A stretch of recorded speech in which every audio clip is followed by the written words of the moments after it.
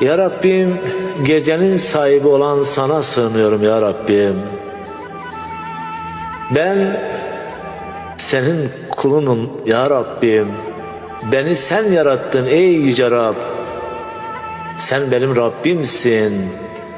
Rahman ve Rahim olan sensin Allah'ım, senden başka ilah yok. Sana sığındım şu saatte ya Rab, sana sığındım. Çünkü senden başka kimsem yok. Senden başka sığınacak kimsem yok ya Rabbim. Sana sığındık ya Rab, ya Rab, ya Rab. Beni sensiz bırakma, beni çaresiz bırakma.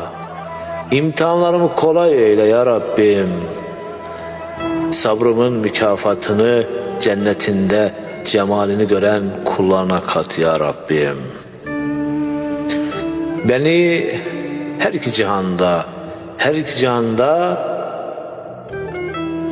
yalnız ve çaresiz bırakma Rabbim. Beni affettiğin kullarına kat ya Rabbim. Şu hayatta beni senin yolunda ömrünü harcayanlardan eyle. Efendimizin sünnetlerinde harcayanlardan eyle beni ya Rabbim. Sana tutundum Rabbim, sırdaşım sensin. Sana iman ettim, vekilim sensin Allah'ım. Sana bıraktım her halimi, sana bıraktım Rabbim. Beni kulların eline bırakma Rabbim. Amin, amin.